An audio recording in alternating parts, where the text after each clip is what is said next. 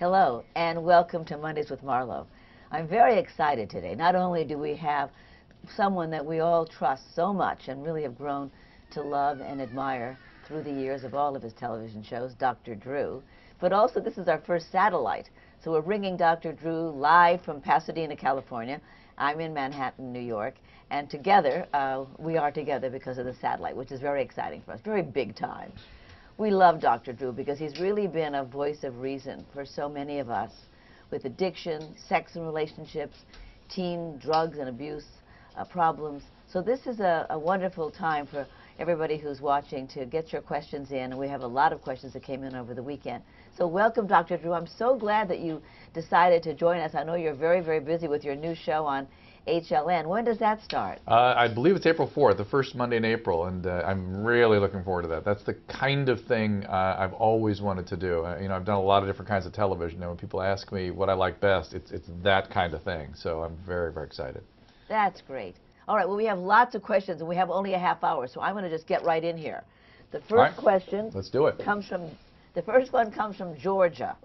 She says, I know my kids are drinking. Is it better for them to drink in the house? Yeah.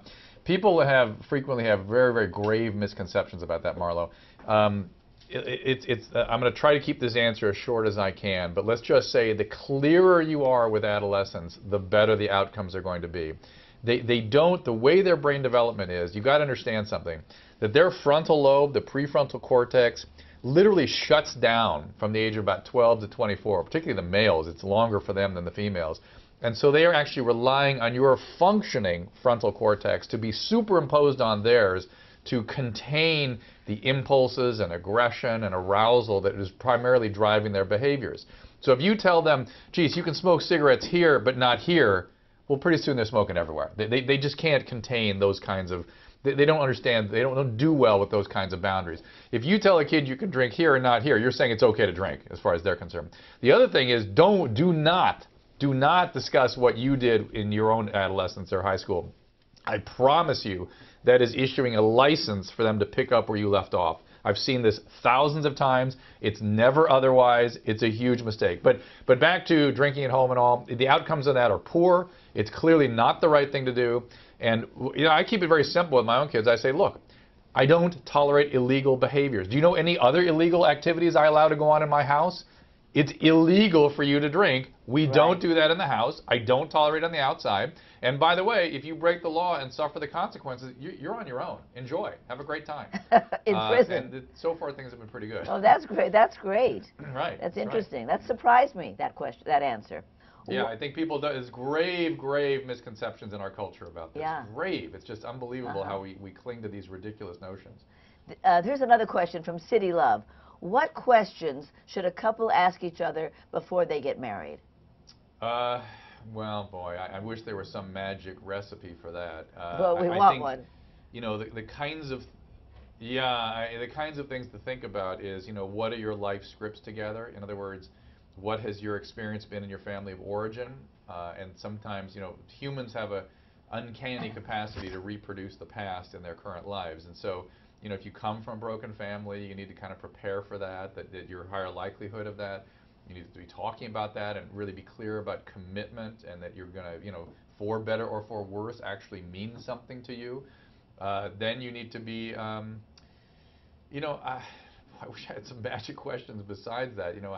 How it's funny, I don't have any, other than the ability to commit. I think the kinds of questions that need to be asked are sort of couple specific. So I don't think I can come up with any general kinds of parameters for that. Well, probably some kind of parameters for how you spend money, how you save money. I think, especially in this economy, wouldn't you think that would be sort of high on the list? Absolutely, money. Absolutely, Marlo. Money, money, sex, and children are the things that couples argue about. Right. And so, how are we going to raise kids? How many kids are we going to have? What's your parenting style going to be? How you manage money. Unfortunately, it's hard thing to talk about because those sorts of phenomena are so experiential. It's hard to say, oh, I'm an XYZ kind of parent, and it mean anything until you're actually there co-parenting with somebody. You know what I mean? Right. Yeah. And so it's again, I'm thinking of questions you can ask. It's really hard to do that. Yeah, yeah. But yeah. knowing your partner in those areas is critical, would you say? Absolutely. You don't want it too big a surprise. Yeah. Let's see here.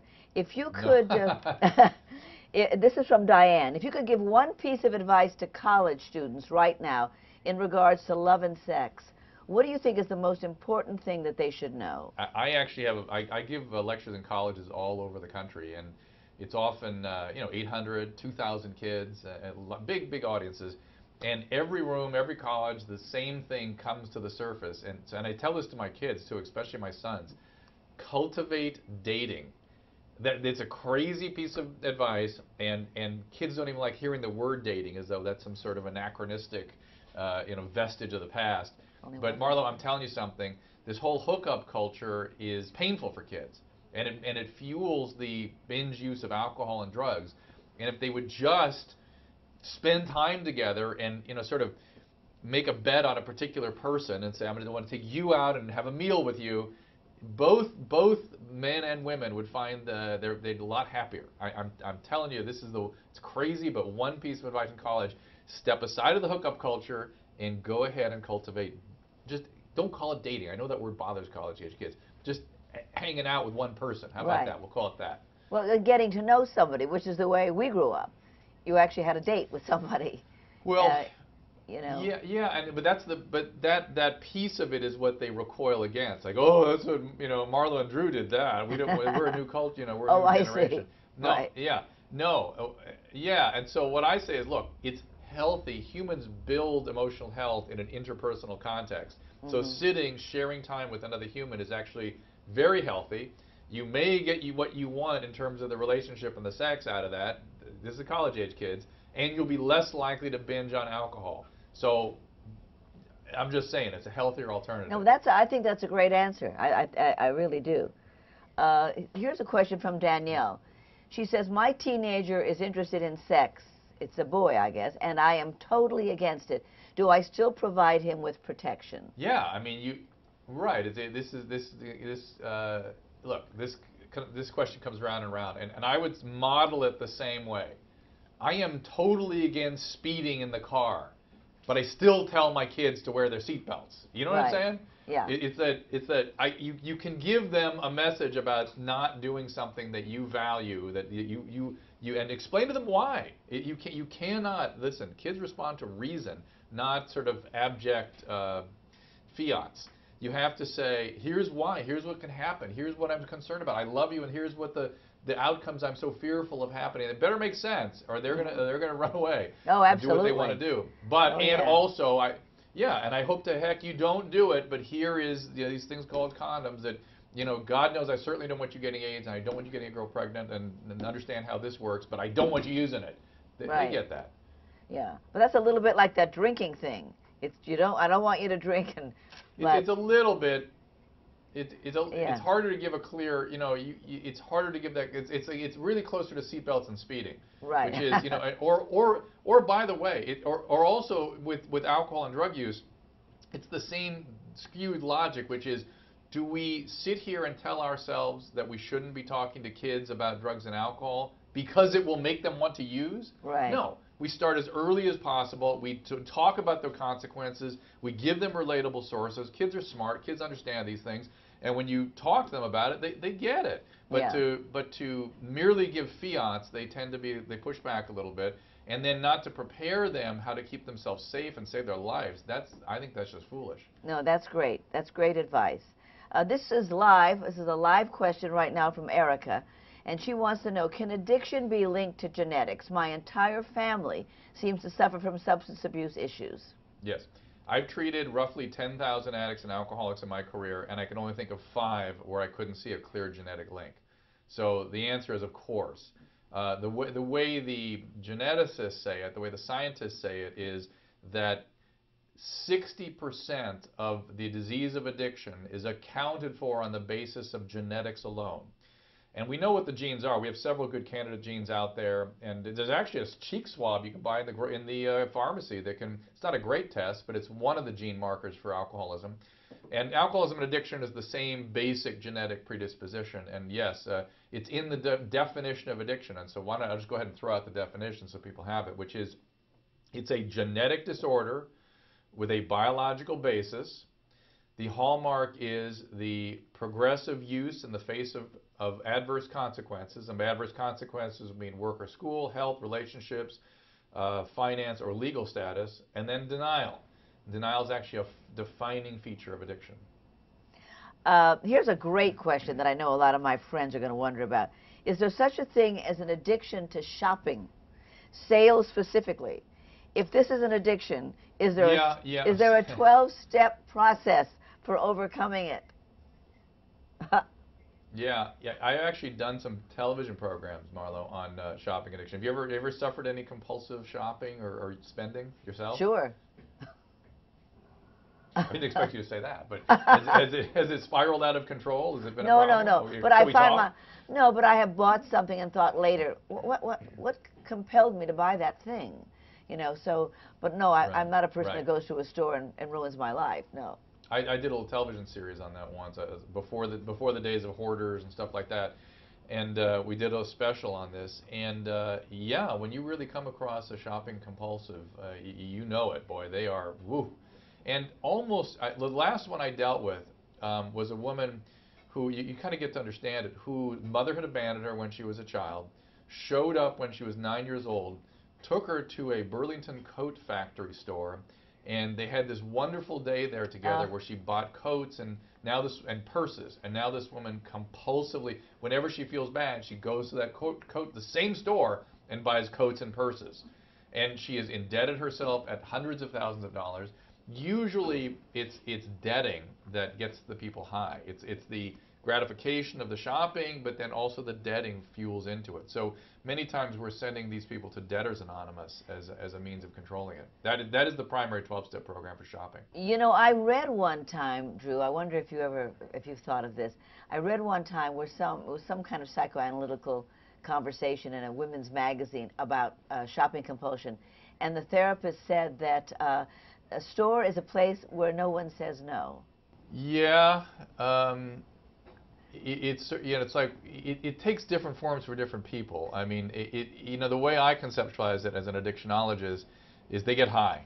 They get high from it. They get high from the thrill of debting. They get high from going to these environments that are highly evocative, and they have power and a sense of esteem, and they get high. And when you talk to somebody, again, this one woman I'm thinking of that I dealt with, when she described her shopping binges, she'd get high in the moment. You could see her light up and get your pupils would pin just talking about going shopping. Oh my God! I can't imagine anybody getting high on debting.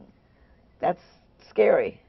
Well, you'd be amazed how that's actually the majority of gamblers are actually into debting. That's how they get high when they lose more than when they win. Oh my! Here's interesting. This is from JH.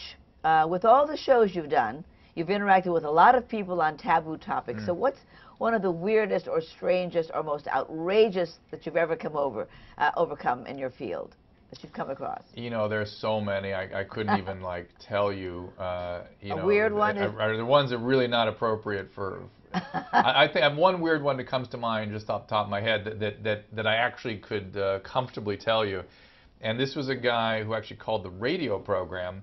And his question was, why? They always start with these oblique questions. Why do women freak out when they find out what he was in jail for? And we questioned him. We said, you mean that you were in jail? No, not that I'm a criminal, but what I was in jail for. Well, what were you in jail for? Well, I broke into a cemetery one night and I stole a head because I needed a decoration for my snake's aquarium. Oh my God. Yes. That definitely comes under weird and strange. Here's another interesting question. This is from Pam. She says, I keep reading that marijuana is addictive, yet although I have smoked it, I haven't known many marijuana addicts. Isn't it wrong to say that marijuana is addictive? Because won't this hurt efforts to create more sensible drug laws and policy? No. I mean, our drug laws, I'll grant you, are bizarre and draconian and really aren't fashioned after the current understanding of the human relationship with substances. That's a great point.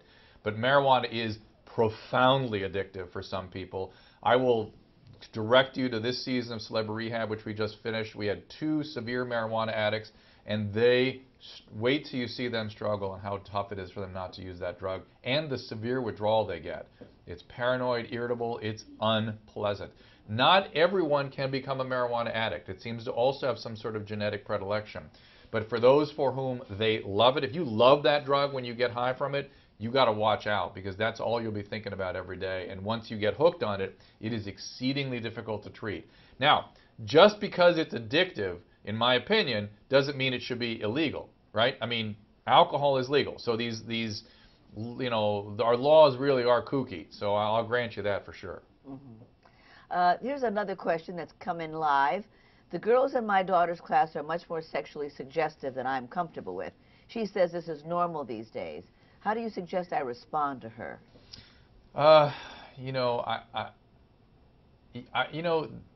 It's hard to fight cultural trends with your kids. I would say, sit down and have a very quiet conversation about what you think this means and why you have a problem with it. Again, kids are smart. Do not discount that fact. Even though their frontal lobes aren't functioning, those aren't intellectual areas of their brain. Literally, their frontal lobes close down for remodeling during adolescence. And during that remodeling period, they become more dependent on what's called the amygdala up in here. And the amygdala is an arousal and fear-driven center in the brain.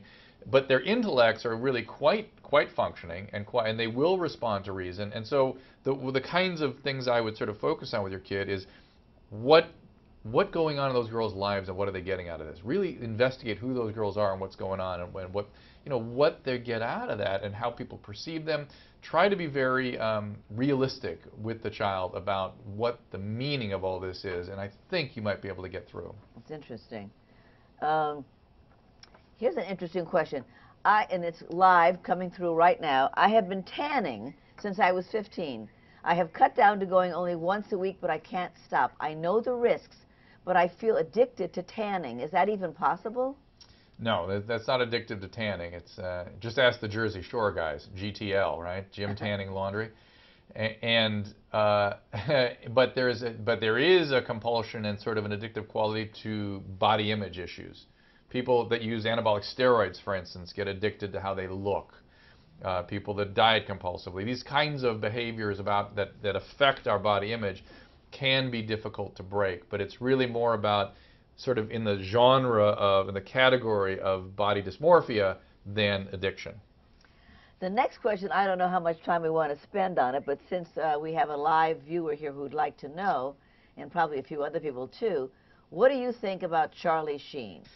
I've said everything I want to say about Charlie in a special I did for VH1, and it's hard to watch this guy self-destruct. I'd refer you to VH1.com or to that television program I did. I really, he was starting to feel attacked by me, I think, and I certainly don't want to be cast as such. And I do think, though, you're going to start to see him come down the other side of that hypomania and start to get very depressed and very irritable and maybe start using again. So it's not going to be a static thing. It's going to be ups and downs, and they're going to be quite dangerous. Thank you. We will go on the web and look at that. This is a very important question, Dr. Drew, from Ruth. And Ruth, I really commend you for sending in this question, and I hope we have a good answer for you, because she's in trouble. She's a recovering alcoholic until a few months ago when I relapsed. Now I'm finding it extremely difficult to simultaneously feed my addiction and hold down my job. During work days, I suffer through a battery of withdrawal symptoms, which obviously make it very difficult for me to do what I get paid for. In the evenings, I drink from the time I get home until the time I go to bed and pass out. Inevitably, I fear my drinking is going to take over my life entirely, at which point I'll lose my job and things will start getting really ugly. So I'm at a crisis point. I can't maintain this. Please, what do I do? Well, get your butt to a meeting, obviously. Call your sponsor. I mean, you know what to do.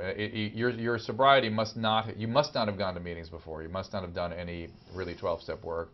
Addiction is a chronic medical condition. Alcoholism addiction is a chronic medical condition like any other medical condition. It's closer to diabetes than any other condition I know of. And when we have a diabetic, we make them take proper doses of insulin. We adjust their insulin. They have to follow up. They have to do it throughout every day. And every once in a while, even under careful management, their blood sugar goes out of control. And when it does, we don't say, oh my God, insulin doesn't work. No. We say, let's adjust this. Let's get you back in the hospital. Let's get things going again.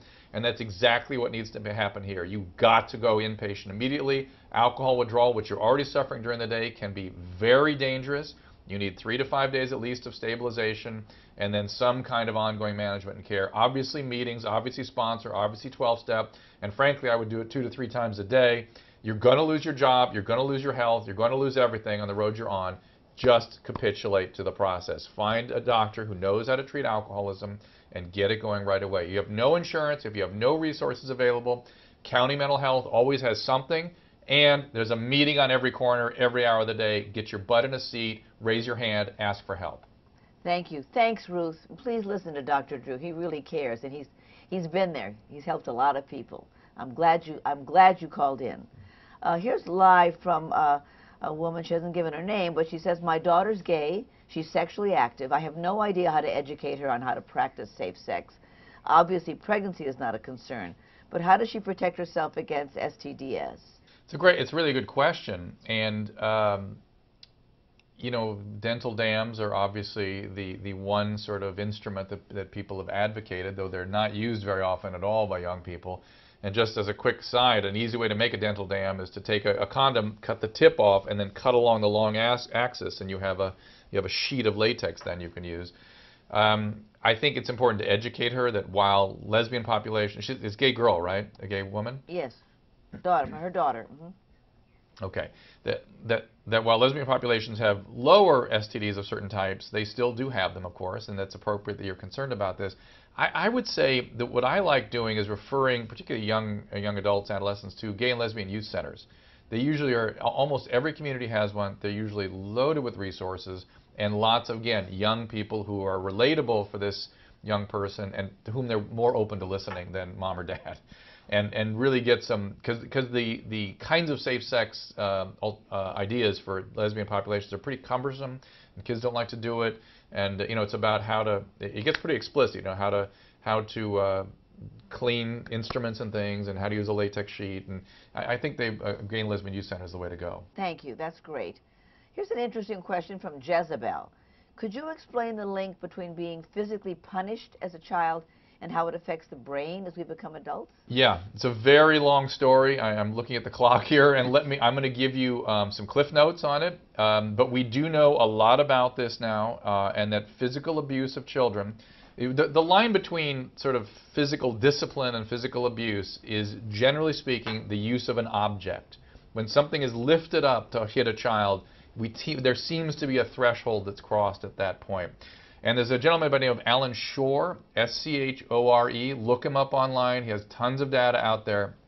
And he has done fantastic research on showing how our brains are changed, how the development of the brain itself is changed by physical abuse. And again, the cliff note is that it exceeds the ability of the young brain to regulate in these highly arousing circumstances of being attacked that way.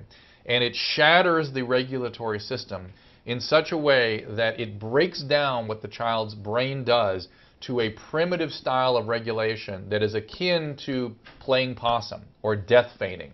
It activates the parasympathetic nervous system, it activates the freeze response, and that actually has been shown to decrease the developmental integrity and complexity of the brain's emotional systems. So literally interconnections amongst the emotional systems don't happen, and parts of the brain get walled off and can't then regulate as a whole system and as a flexible system. And these kids then, as they return into adulthoods, reenact the traumas and become dependent on some version of death feigning or dissociation, it's called, as their primary means of emotional regulation. Yeah, yes, so I've read about that. It's not okay. It damages trajectory of brain development, and it has lifelong effects. So again, look up Alan Shore if you want to learn more about this. Great. We have so many more questions, but I'm going to try to just squeeze in a couple here. And I think this is a very important one. This is live right now from Heather. She says, my close friend is an addict, coke and pot. We want to have an intervention. How do we do this? You do not do it on your own. You know, there's two notes here. One is I really find it high comedy that people who are caring and loving for someone are fearful of triggering an addict's righteous indignation. I mean, when my addicts become righteous and indignant, I'm like, are you kidding me? What, that is comical. I mean, I'm trying to help you, dude, and you're like angry with me for trying to help you. What is that? So don't let righteous indignation call you off. That's just their defense to keep their disease going. You can just casually try to come up and say, look, this is really, dude, look at yourself. This is really a problem. I've seen that work. But if it doesn't and you want to do an interventionist, you must hire an interventionist. There's varying strategies and varying schools of thought about how to do this. But fundamentally, you have to be ready to leave that person's life if they don't respond to the intervention, and it's either in treatment or out. That's where you go. Where does one get an interventionist? You know, there's a guy named Ed Stewart. You can go. You know, hospitals, mental health services usually know if somebody does interventions. They're very common today. A gentleman by the name of Ed Storti, S-T-O-R-T-I, in my world is one of the greatest interventionists I know of. You know, you just go do it. You write a script and you pull it off, and it has to have the quality of an ambush, or it really doesn't work. Okay, one more if we can do it. This is live. My uncle has a very serious addiction to food. He has tried diet and exercise. Is there anything he can do short of checking himself into a facility? Well, there's two. I mean, this is a very short answer I'm going to give you, and it may even sound glib, but you know, nutritionists, dietitians, listen, you find a good one. Just like any other good coach, people tend to respond to them, and nobody ever does it. And so the first thing is work with a dietitian, in my opinion. If you've done all that, and you're exercising, and you're following directions, and you still have life-threatening obesity, where it's a medical problem, that's when the bariatric surgeries come in. That's when the surgical interventions become an issue. And those, while they're, make no mistake, they are serious operations. They are operations. So don't look at it as a, some sort of Botox or something. It's an operation, and it's for medical reasons where the risks are warranted. You know, in other words, if your life is in danger because of the obesity, then it's worth the risk. The last question sort of has to do with that question, and I think this has actually happened in my own family, so this is something I'd love to hear about. This is a live question. I'm concerned that my son is becoming an overeater. How can I start talking to him? He ignores me or starts yelling at me when I try to encourage him to make healthier choices. He's 15, he's lonely, and I am very worried. Yeah, right. It's interesting that she throws the loneliness in there at the last shot. I'm telling you that while we have a national conversation going on about obesity, we have missed the conversation about what's fueling it. And more often than not, it's a bid to feel better. Kids are dysregulated, family systems are not functioning well in this country, and the need to fill a void and to feel, fill that emptiness with food is what's fueling a lot of this. So this loneliness, as you're calling it, may in fact be depression. And it's really important that you attend to that kid's mental health and get whatever resources you have available to bear. Mental health services pay dividends. Use them. I don't know why we're so resistant to that in this country. But remember that that may be what's fueling the overeating. And certainly she describes irritability and hostility and, quote, loneliness. That's a depressed kid. And he's overeating. Come on now. Let's take care of this. Well, that's all we have time for, Dr. Drew. Thank you so much. Obviously, people really respect and trust you. You are the voice of reason. And I thank you so much for sharing that voice with us today. Good luck on your show that starts Monday, April 4th on HLN. We'll be watching you and continuing to love and respect you. Thanks so much, everybody, for joining in, and we'll see you next Monday on Mondays with Marlo.